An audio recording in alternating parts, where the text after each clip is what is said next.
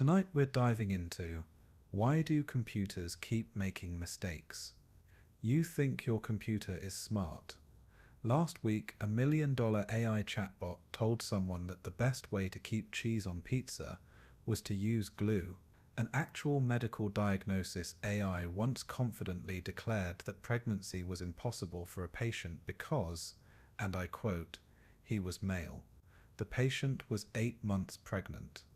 So before we explore this digital circus of errors, hit that like button if you've ever wanted to scream at your computer, and let me know in the comments the dumbest thing technology has done to you this week.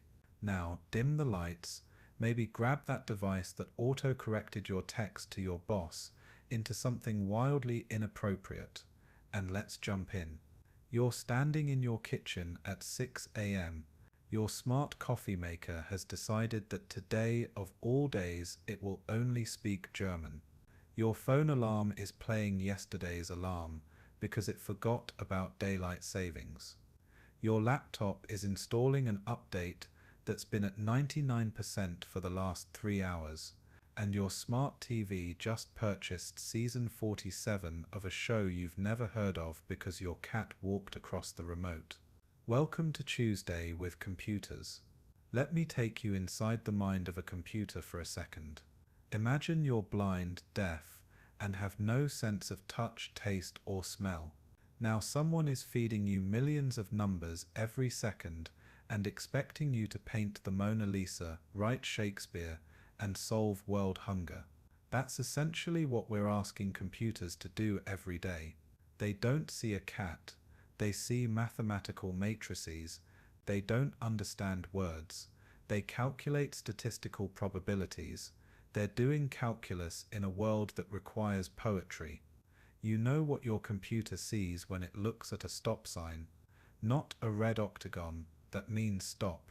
It sees exactly 65,536 pixels, each assigned numerical values for red, green, and blue. It runs those numbers through hundreds of mathematical filters, comparing them against millions of other number patterns. It's been told are stop signs, then it makes a guess. That's right, a guess. Your self-driving car is basically playing the world's highest stakes game of Pictionary. And here's where it gets funny, or terrifying, depending on your perspective. Researchers once showed an AI a picture of a turtle. The AI correctly identified it as a turtle with 99% confidence. Then they changed exactly 0.04% of the pixels, changes completely invisible to the human eye, and the same AI declared with 99% confidence that the turtle was actually a rifle. A rifle. The turtle didn't change. Nothing visible changed. But to the computer it might as well have been a completely different universe. This happens because computers don't understand context. You see a cat wearing sunglasses and think, oh, someone dressed up their cat. A computer sees statistical anomalies and has a complete meltdown. It's like showing a medieval peasant a smartphone and asking them to explain how it works. They might guess it's powered by tiny imprisoned wizards, which honestly isn't that far from how most of us understand our devices. Let's talk about the most expensive computer mistake in history. No, not that time you clicked on a suspicious email. In 1962, NASA's Mariner 1 spacecraft was heading to Venus. Everything was perfect until someone forgot a single hyphen in the code. One tiny missing line, smaller than this dash right here on your screen. The rocket immediately went insane, veered off course, and had to be blown up. Cost: $18.5 million in 1962 money. That's about $170 million today for a missing hyphen. But that's ancient history, right? Surely we've gotten better. Oh, sweet summer child. In 2012, a single computer glitch at Nike Capital Group, a trading firm, caused their systems to accidentally buy and sell $7 billion worth of stocks in 45 minutes. They lost $440 million. in less than an hour, because someone deployed untested code to their production servers. It's like accidentally setting your cruise control to 500 miles per hour and not being able to turn it off. You're now a computer programmer. Congratulations, your entire job is to explain to a very fast idiot how to do things. And this idiot takes everything literally. Tell it to count to 1,000,000. It will. Tell it to count to 1,000,000 for every user that logs in. It will. Forget to tell it to stop. Congratulations, you've just created an infinite loop that will melt your servers. Here's what civilians don't understand about code. It's not like cooking, where if you add too much garlic, the dish just tastes stronger. In programming, if you forget one semicolon, the entire program might decide that gravity flows backwards now. One misplaced decimal point, and your banking app might give everyone infinite money. Which sounds fun until you realize that includes the hackers.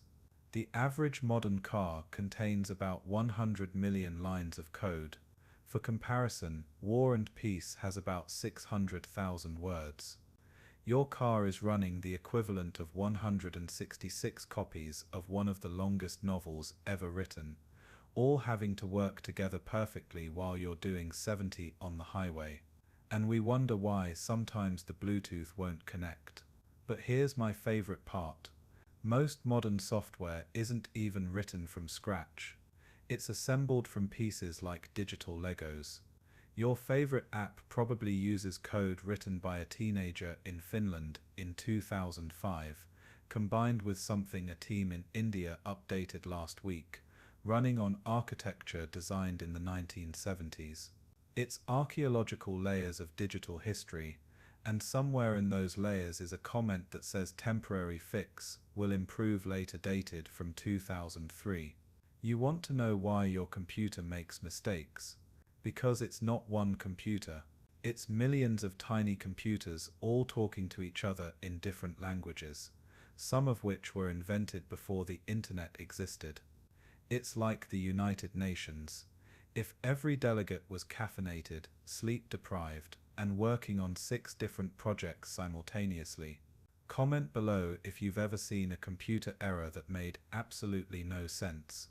I once had a printer that would only work if I opened the scanner lid first, not scanning anything, just opening it, like a bizarre digital ritual to appease the printer gods. And yes, I did it every time, because I needed my documents more than I needed my dignity.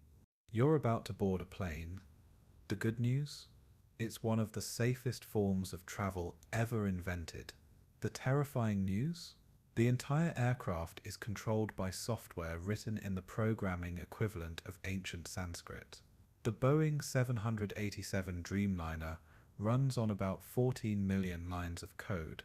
But here's the kicker.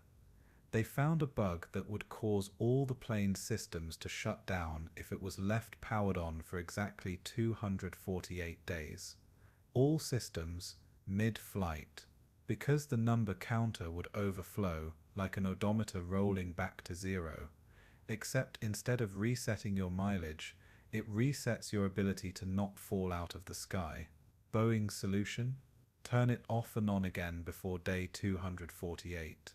Yes, the same solution your IT department gives you, but for a vehicle carrying 300 people at 40,000 feet. Have you tried turning your airplane off and on again? It's the digital equivalent of kicking the tires, except the tires are your life support system. Let me tell you about floating point errors, the bane of every programmer's existence. Computers can't actually represent most decimal numbers accurately. Try this at home. Open any calculator app and divide 1 by 3. You get 0.333333, repeating forever, right? Now multiply that by 3. You should get 1, but you don't. You get 0.999999999999999999999999999999999999999999999999999999999. Close enough for government work, unless that government work is calculating missile trajectories. In 1991, during the Gulf War, A Patriot missile battery failed to intercept an incoming Iraqi Scud missile. 28 soldiers died. The cause? A timing error of 0.34 seconds because the system couldn't accurately represent 0 0.1 in binary. After 100 hours of operation, that tiny error had accumulated enough to make the system look in the wrong part of the sky. The missile might as well have been invisible. You think that's bad? Let's talk about race conditions. Imagine two parts of a program trying to do something at the exact same time, like two people trying to go through a door simultaneously. In real life, you bump into each other, apologize, maybe share an awkward laugh.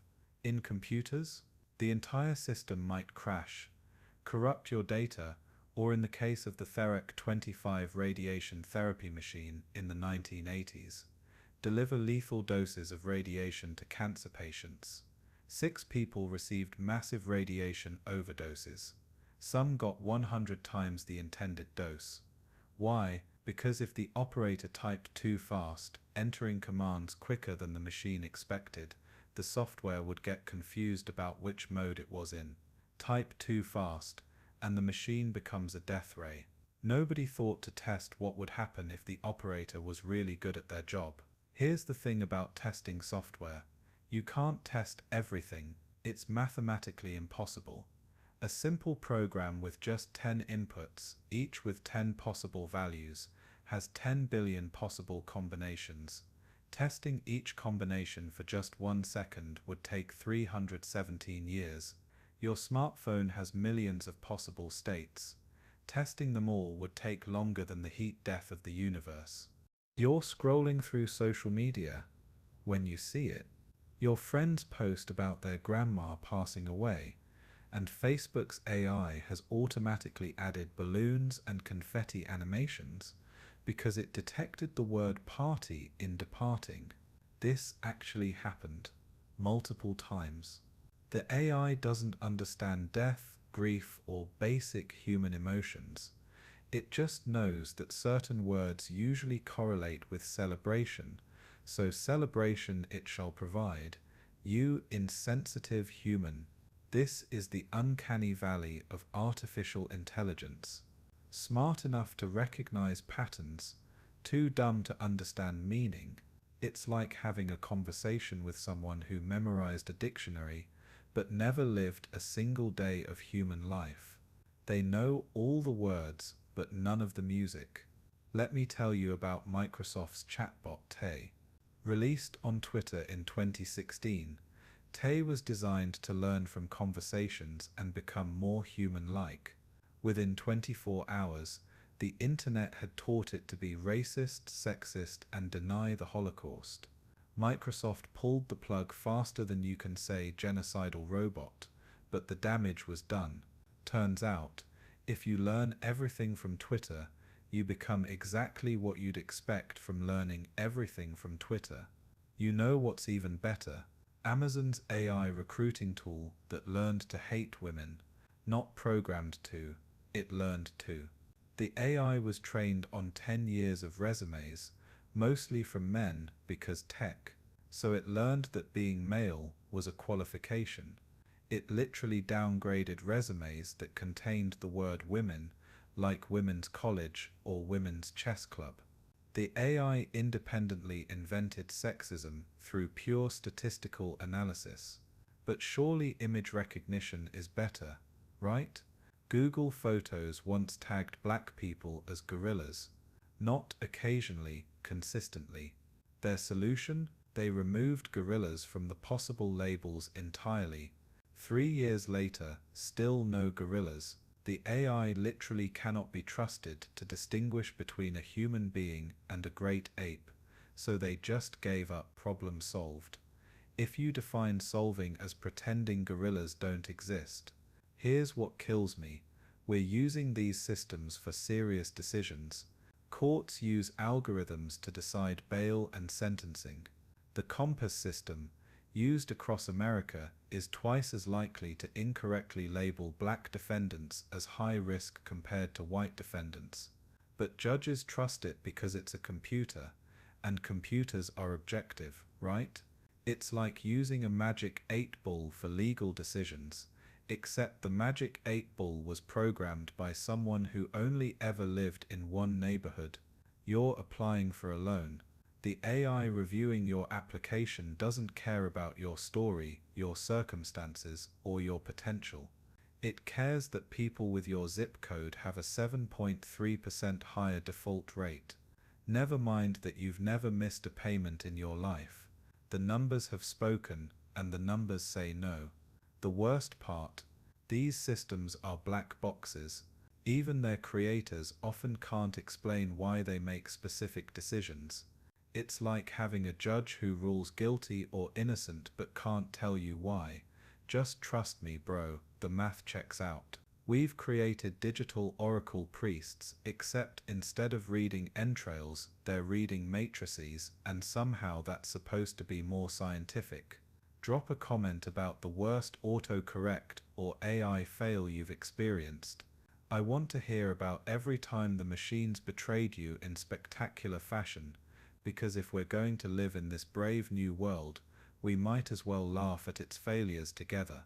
You wake up in 2010. Flash forward to today, and your data has been breached approximately 37 times. I'm not exaggerating.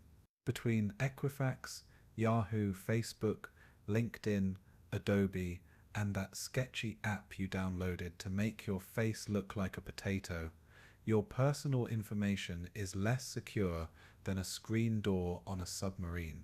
But here's the beautiful irony. Half these breaches happened because of completely preventable computer mistakes.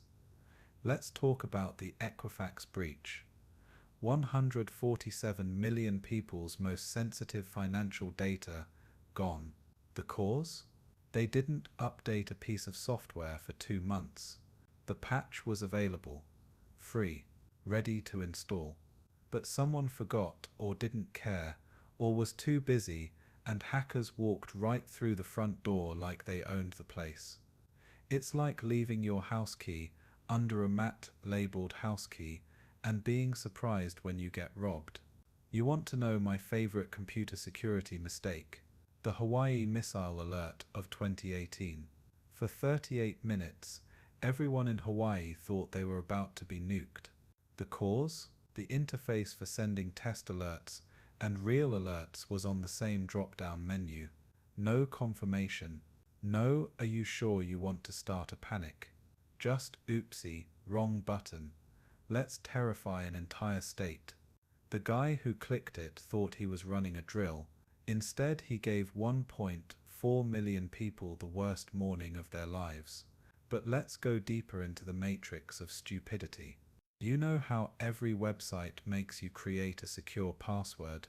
8 characters, special symbols, uppercase, lowercase, the blood of a virgin, etc. Well, in 2019, Facebook admitted they'd been storing hundreds of millions of user passwords in plain text, not encrypted, not protected, just sitting there in a file like a grocery list. For years, any employee could read them. It's like a bank keeping your money in a cardboard box labeled "Money Do Not Steal." Here's what happens when you type your password. It should get immediately scrambled into unreadable hash, like putting a document through a shredder that works at the atomic level. But sometimes, programmers forget to turn on the shredder, or they use a shredder from 1995 that anyone with a modern computer can reverse. Or my personal favorite, they shred it but then keep an unshredded copy just in case. Remember when Sony got hacked in 2014? They stored their passwords in a folder called passwords. I'm not making this up. The file was literally called password.xlsx. It's like a burglar finding a safe with the combination taped to the door. The hackers probably thought it was a trap because nobody could be that stupid. But no, it was real. You're a hacker now. Don't worry, you're ethical. What they call white hat. You're testing a major corporation's security. You try the front door. It's locked. Good. You try the windows. Secured. Excellent. Then you notice they left a ladder leading directly to an open skylight with a welcome mat. That skylight. It's usually an API that nobody remembered to secure, or an old server running software from 2003, or my absolute favorite, default passwords that nobody changed. Let me tell you about the nuclear power plant that got infected with malware. No, not Stuxnet. That was intentional. I'm talking about Davis-Besse Nuclear Power Station in Ohio, 2003. The slammer worm crashed their safety monitoring system for 5 hours. A nuclear power plant safety system was taken down by malware that was already 6 months old with patches available. It's like dying from a disease we already have a vaccine for because you forgot to go to the doctor. But here's where computer mistakes get existentially terrifying. You ever heard of high-frequency trading? Computers buying and selling stocks thousands of times per second based on algorithms. On May 6, 2010, these algorithms had a collective panic attack called the flash crash. The market lost $1 trillion in 36 minutes. That's trillion with a T. Then it mostly recovered, like nothing happened. Why? Because one trader in London was spoofing orders, and the algorithms couldn't tell real from fake. They just saw numbers and reacted like a school of fish fleeing from a shadow. You're watching your retirement account evaporate in real time because computers are having an argument about the true value of Procter & Gamble. One algorithm thinks it's worth $40, another thinks 40 cents, and they're trading back and forth so fast that humans can't even see what's happening until it's over. It's like watching robots have a bar fight about philosophy while using your money as ammunition. Let's talk about GPS, that magical system that gets you places and occasionally drives you into lakes. The entire system depends on atomic clocks being synchronized to within nanoseconds. But here's the fun part. GPS satellites have to account for Einstein's relativity. Time moves faster in orbit than on Earth. If they didn't correct for this, GPS would drift by about 10 kilometers per day. Your navigation would gradually get worse until you'd be routing through different continents. Physics itself is trying to make computers fail, but my absolute favorite GPS failure happened in 2016. The entire global GPS system was off by 13 microseconds.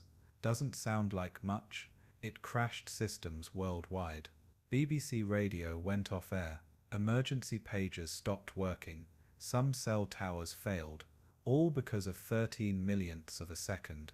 It's like the entire world's infrastructure stubbing its toe on a grain of sand. You know what's keeping your plane from crashing into another plane? A system called TCAS, Traffic Collision Avoidance System. It works great, except for that time in 2002 when it told one plane to climb and another system told the other plane to climb too. They collided over Germany. 71 people died. The computers were both right according to their programming. They just weren't talking to each other. Here's the thing nobody wants to admit. We've built a house of cards out of silicon and hope. Every system depends on every other system, and they're all running on code written by humans who were probably tired, stressed, and definitely not thinking about every possible edge case. It's like building a skyscraper where each floor was made by different companies who never talk to each other, and now we're all living on the 50th floor wondering why the elevator makes that weird noise. Tell me in the comments about a time technology failed you when you needed it most, because I guarantee you're not alone, and misery loves company, especially when that company involves GPS routing you through someone's living room. You're living in the age of AI, where computers don't just make mistakes, they make them with confidence scores. Your AI assistant is 97% sure that the Eiffel Tower is in London, 99.3% confident that you should put glue on pizza, and absolutely certain that the best way to fix your depression is to simply stop being sad. Thanks, Robot Socrates. Let me introduce you to the phenomenon of hallucination in AI. No, the computers aren't taking drugs. They're making stuff up with the confidence of a Wikipedia editor at 3 a.m. ChatGPT once invented entire court cases, complete with case numbers and quotes, to help a lawyer with their brief. The lawyer used them in actual court. The cases didn't exist. The judge was not amused. It's like your GPS confidently directing you to Narnia. You know what's beautiful about these large language models? They don't know what they don't know. Ask them about a made-up person, and they'll give you a full biography. Ask about a fictional scientific concept, and they'll explain it in detail. They're like that friend who never admits they don't know something, except this friend has been hired to do your homework, medical diagnosis, and tax returns. Here's a fun experiment. Google's AI overview once told people to eat 1 rock per day for minerals. It got this from an Onion article, a satire website. The AI couldn't distinguish between joke and fact, because to it everything is just patterns of words. It's like learning medicine from memes and wondering why your patients keep dying.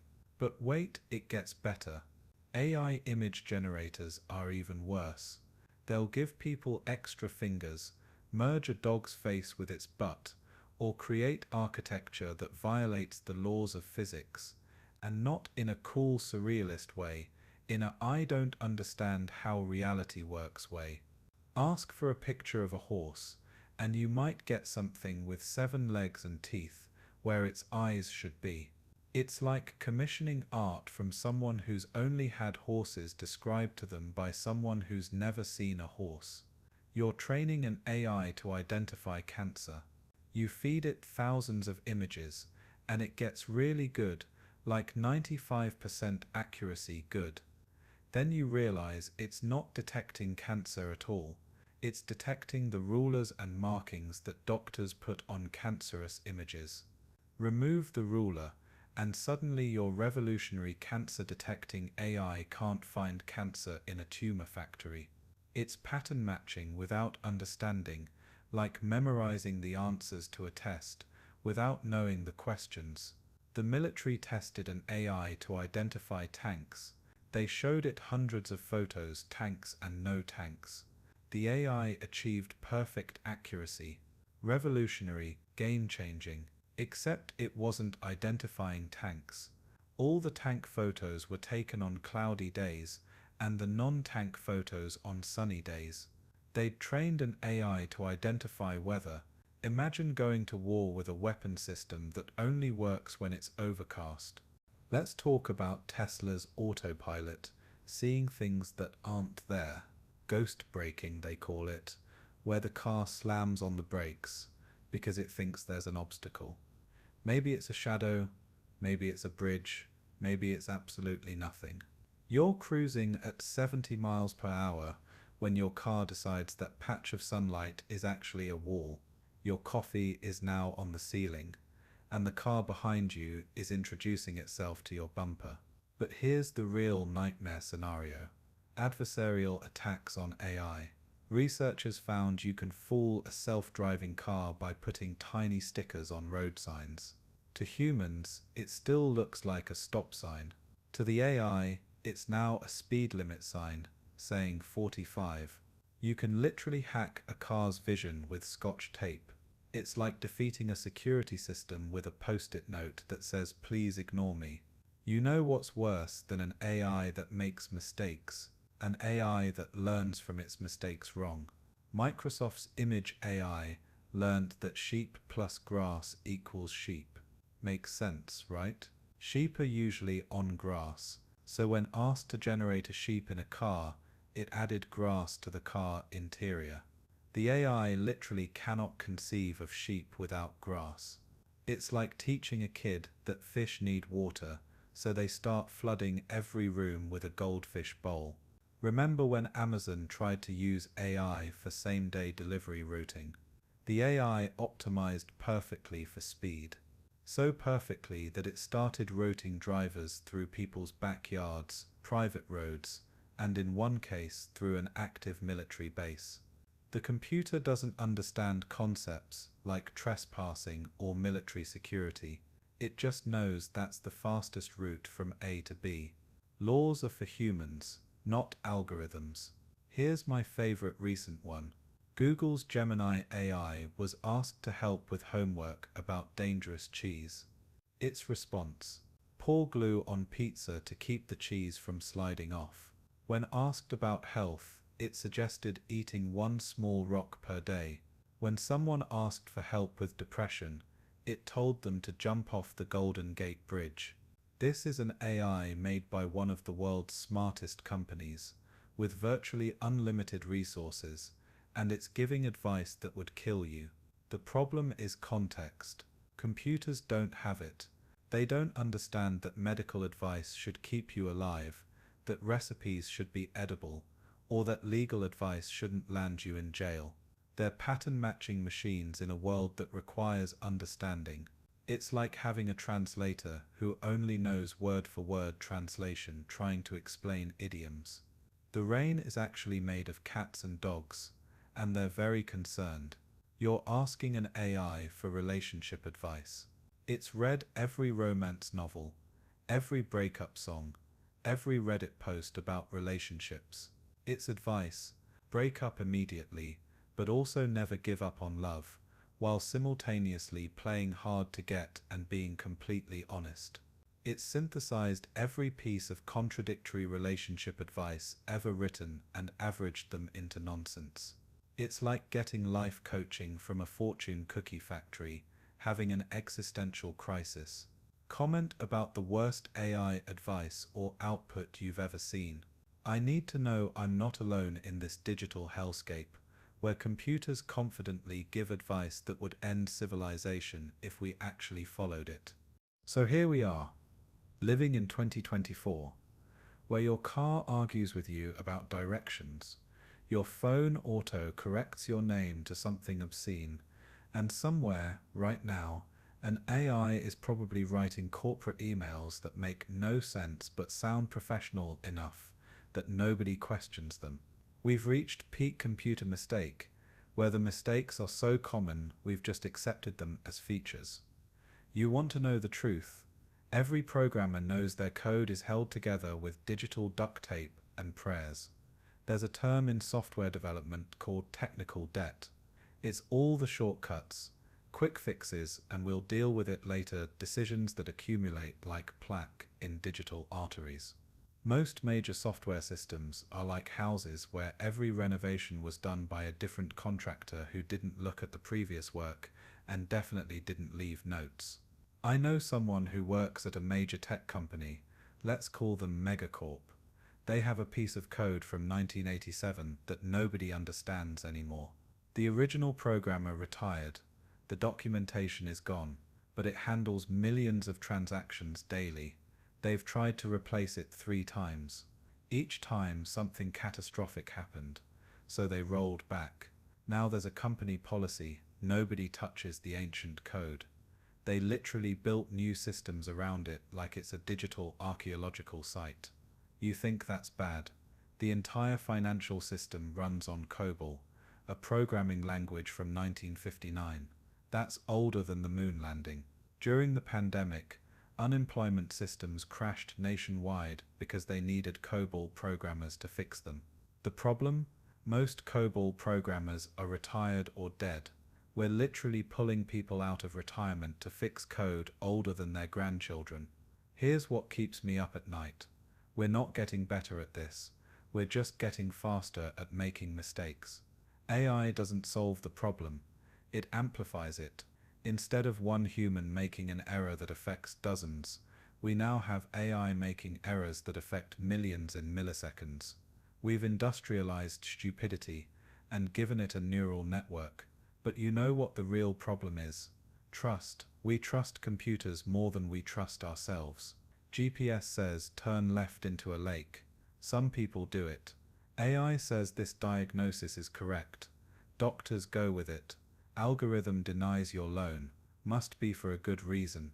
We've outsourced our critical thinking to machines that can't actually think. The scariest part. We're teaching kids that computers are infallible. They grow up with autocorrect, auto-suggest, auto-everything. They've never had to spell without help, navigate without GPS, or solve problems without Google. We're raising a generation that treats computer output as gospel when we should be teaching them to question everything, especially the machines. Let me leave you with this thought. Every computer mistake starts with a human assumption. Someone assumed users would never type that. Someone assumed the network would always be available. Someone assumed the data was clean. Someone assumed the edge case would never happen. And every time the universe laughs and says, "Watch this. You're living through the most interesting time in human history. We've given rocks the ability to think, kind of, and we're surprised when they're dumb as well, rocks. We've created systems so complex that no single person understands them. Then we act shocked when they fail in ways we never imagined. It's like building a house of cards in a hurricane and being surprised when it falls over. But here's the thing. We can do better. We just choose not to. Fixing these problems isn't impossible. It's expensive. It requires time, money, and admitting that our digital emperors have no clothes. It means accepting that maybe, just maybe, we shouldn't let algorithms make decisions about human lives without human oversight. Revolutionary idea, I know. So what's the solution? First, stop treating computers like infallible gods. They're tools, very sophisticated tools, but tools made by humans with all our flaws and biases baked right in. Question them. Challenge them. When something seems wrong, it probably is. Second, demand transparency. When an algorithm makes a decision about your life, you have the right to know how and why. If a company can't explain their AI's decision, maybe they shouldn't be using it for important stuff. Wild concept, understanding the tools we use. Third, remember that behind every artificial intelligence is natural stupidity. These systems reflect our data, our biases, our mistakes. They're mirrors, not oracles. When an AI fails, it's showing us our own failures, amplified and automated. Here's my challenge for you. Next time a computer makes a mistake that affects you, don't just accept it, document it, share it, make noise. Because every error we let slide is permission for the next one. Every bias we don't challenge becomes tomorrow's systemic problem. Every glitch we laugh off might be someone else's disaster. Before you go, hit subscribe if you want more deep dives into our beautifully broken digital world. Share this with that friend who thinks computers are perfect, and drop a comment about what technology topic you want me to dissect next. The truth is, computers will keep making mistakes because we keep making them. The only difference is scale and speed. We've built a world where our mistakes can circle the globe in milliseconds, affect billions of people, and sometimes we can't even understand how they happened. It's magnificent and terrifying, like watching toddlers play with nuclear weapons. So the next time your computer does something monumentally stupid, remember it learned from the best us. And if that's not a reason to be both worried and weirdly proud, I don't know what is. Welcome to the future. It's broken, but it's ours, and honestly, would we want it any other way? Actually, yes we would. But until then, we'll keep turning it off and on again, hoping for the best.